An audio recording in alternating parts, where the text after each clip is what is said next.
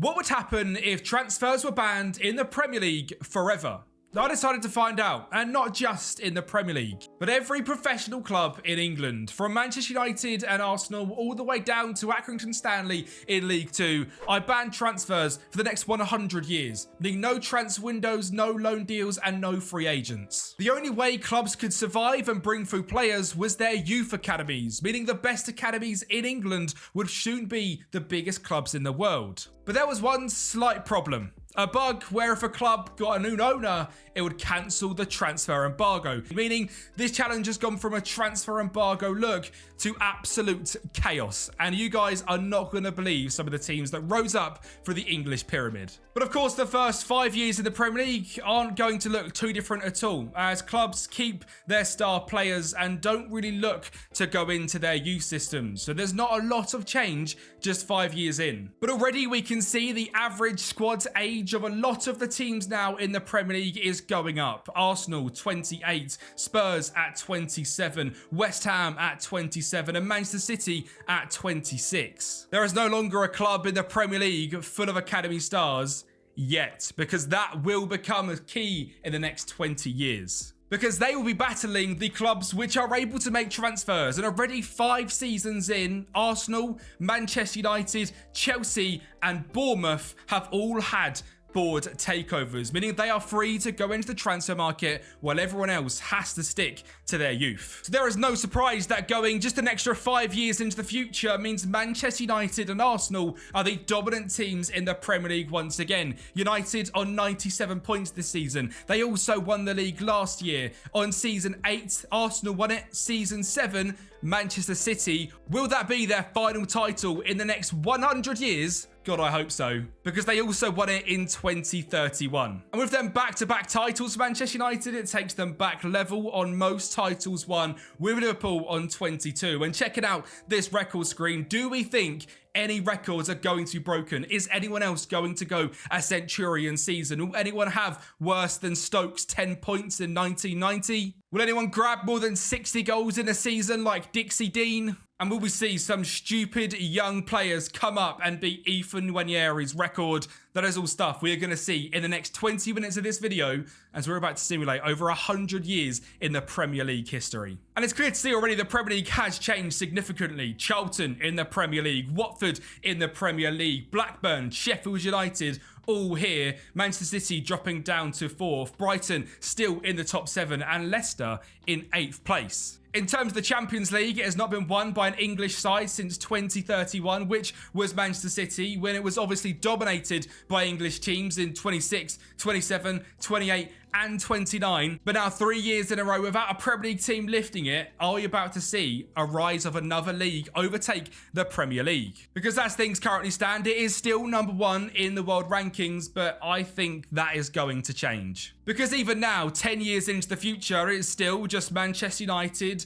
Arsenal, West Ham, Fulham, Bournemouth, Watford and Nottingham Forest that can make transfers, meaning 13 clubs in the Premier League are still reliant on their youth academies. We've just seen Millwall get promoted to the Premier League as well, which is bonkers. And risers AFC Fylde, who of course could make transfers from season 1, were in the Championship but have got relegated back down to League 1. Looking 10 years into the future at some of the best players in the league, it is interesting that Savinho and Ethan Nwaneri are the top 2, both Manchester City and Arsenal players. Real life players like Ahmad, Saka are also in the top 5, but Manchester United have had their first generational star come through in Conor McGarry, a right winger who looks absolutely insane. And it'll also be insanely interesting to see how this affects England as a nation. Will we lift any World Cups, any Euros where clubs are now forced to use their youth academies and bring through English talent? I mean, as things turn out, they have just won the last World Cup in 2034,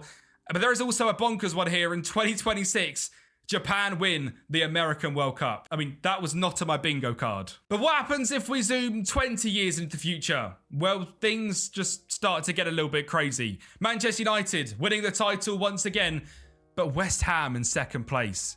I mean, that does feel mental. The eagle-eyed people here will notice that Liverpool are no longer in the Premier League. They have just won the Championship on 89 points, but it's not just them that have crumbled. Newcastle, now with their billionaire owners, unable to make any transfers, have dropped down into the Championship, as well as Sunderland down here, Wolves, Palace, Leeds, Nottingham Forest also down in 20th place. But currently the team that has fallen furthest from the Premier League is Burnley, as they sit down in League One in 7th place. It's safe to say banning transfers is not something Burnley want to happen in real life. Despite having pretty good youth facilities, it's clearly seen by their average age of just 22, they have still been unable to make transfers. Relying solely on the youth is proving difficult. And you can see just how overpowered transfers are in this database, because Arsenal and Manchester United have shared the Premier League title for the last 15 seasons. West Ham have come close in 2nd and 3rd place, but it is Manchester United and Arsenal that are the clear 2 best teams in the Premier League. And we've also seen a record breaking of the fewest points in the season is Everton. In this season, with just 4 points. And that must come from a points deduction where they only won 3 games, got 4 points, which would make it 13. So a 7-point deduction gives them just 4 points this season. Their average age is 25, but I would take a guess that basically everyone is homegrown at the club.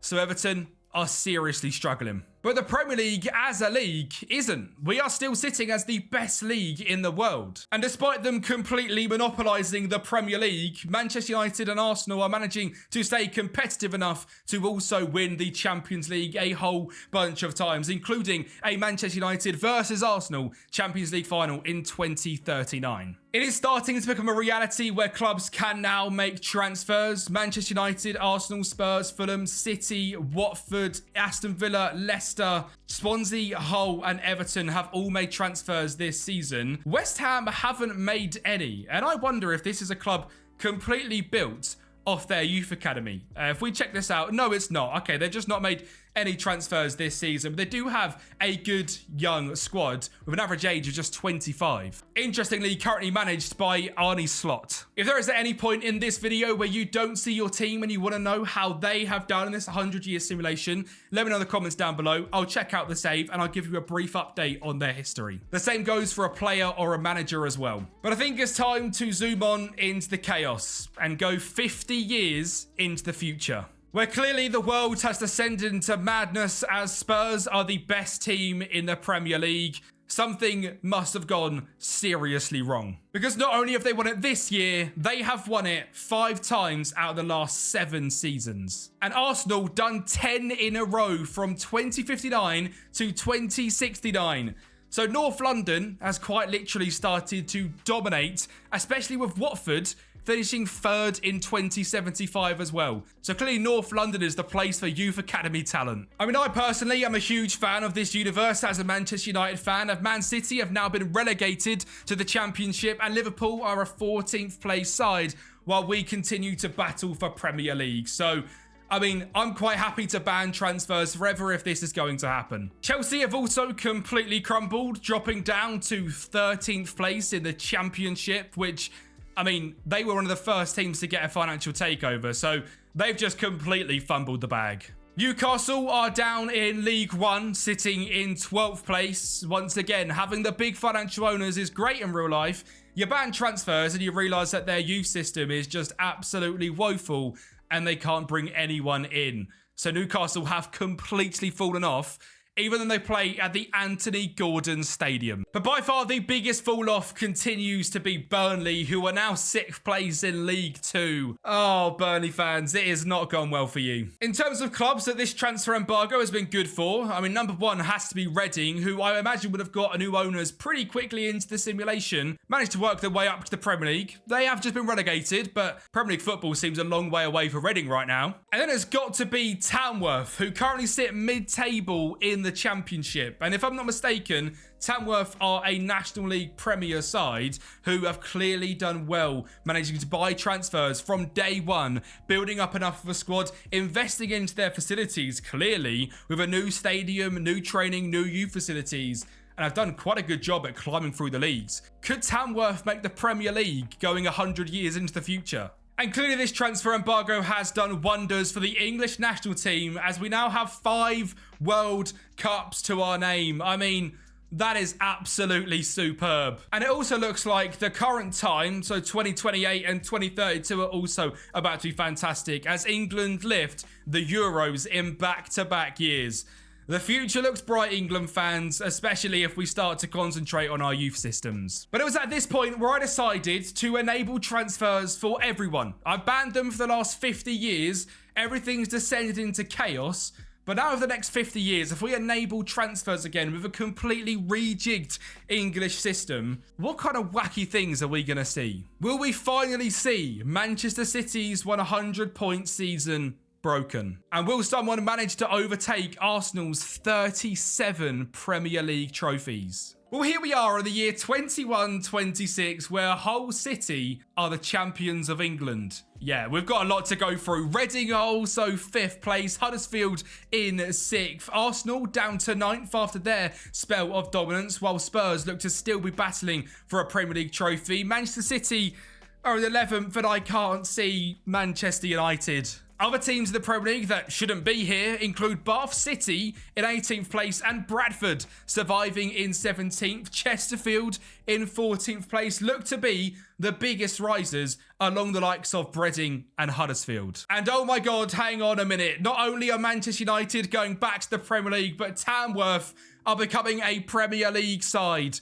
Tamworth, what a rise. I mean, this has been a generational rise for this club. Now, this screen is very, very broken, but we can actually see their best ever finish is 9th in the Premier League in 2021. So if there's any Tamworth fans, let me know in the comments down below. I don't know how many Tamworth fans there are in real life. There could be like 5 of you. But if 5 of you are watching this video, Tamworth, they're the biggest club that have come up from the National League so far. Fair play. More wacky things continue to happen in this league as Weston-super-Mare are in 20th place. We also have Hereford in 15th, Macclesfield in 18th, which, if I'm not mistaken, were a club that went bust like 10 years ago in real life.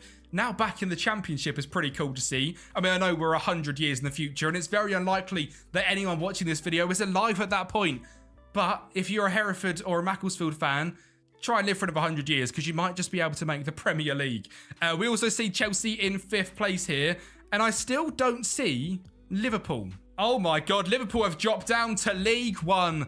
I want this world to happen. This world is fantastic. Liverpool in League One is incredible. They've just finished in 6th place, and have just been beaten in the league by Altrincham, who have just got promoted to the Championship. Kidderminster in 7th place. Newcastle in 9th place are here as well. Marine, the famous FA Cup run of like 2021-22, are now a League One side. Ramsgate are here. Wrexham, I mean, it's quite a peak thing for Wrexham. You know, you do all these transfers, you get to the Championship, and then you get banned. And yeah, that doesn't really help out very much, does it? Eastleigh also here, and Eastbourne Borough down in 21st. In League 2, we have Sunderland, who are now in 10th place, sadly doing worse than Newcastle. And even my local, Braintree, have managed to get promoted to League 2.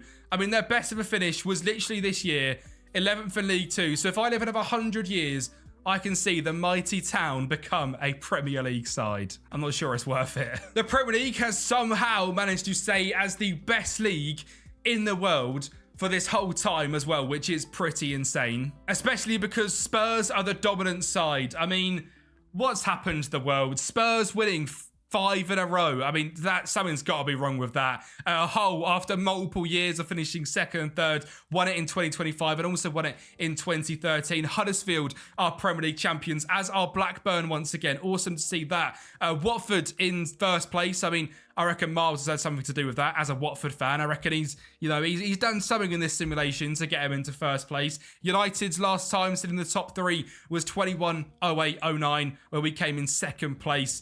Again, I doubt I'll be here for that, but if I am, at least I get to see one last season of battling for a Premier League. And the last title, I would quite literally be 100 years of age. And that'd be quite a good way to go, wouldn't it? 4 titles in the last 5 years of my life and then just finishing it off there. Yeah, that sounds all right, to be fair. I don't mind that. I don't need to live the heartbreak of 2100-01 and 2100-02 as we come 3rd and 2nd. We'll happily call it a day at 2099, shall we?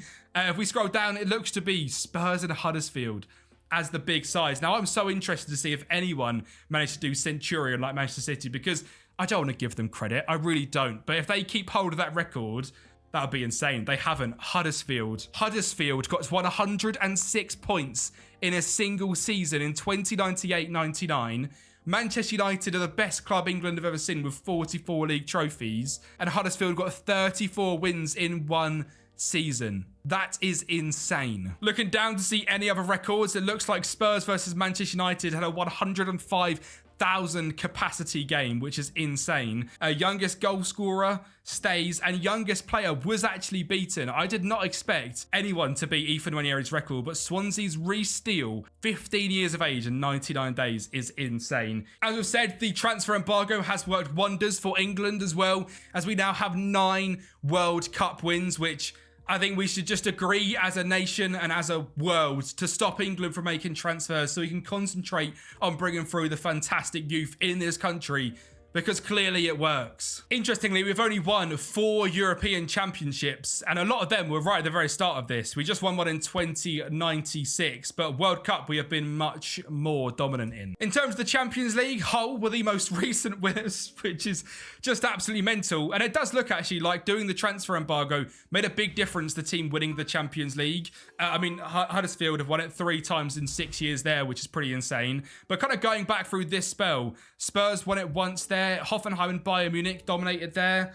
Spurs and United, Arsenal won it a few times, but there's definitely a spell here as the end of the 50-year embargo happened of German dominance between Hoffenheim and Bayern Munich. Now, if you'd like to see this experiment in any other countries, please let me know, because I'm quite happy to do it. And the final thing I want to check is if this made any difference to the World Golden Ball. It's quite interesting to see Ethan Nwaneri instantly the top of this list, massively done well from this sort of ban happening, managing to win 3 in a row between 2034 and 2036. There's no one here which is like really sticking out that have won it, you know, like 10 times. It looks to probably be still the fact that, well, the Messi dominance of the Ballon d'Or is probably still the player with the highest Ballon d'Ors, which is pretty insane. But pretty cool to see that Ethan Nwaneri is the player that I can see sort of benefited the most from this, as he goes on to win 3 Ballon d'Ors. But that's pretty insane for your final Premier League to be won by Hull City. I bet none of you expected that at the start of this video. If you want to see any other wacky challenges like this in the channel,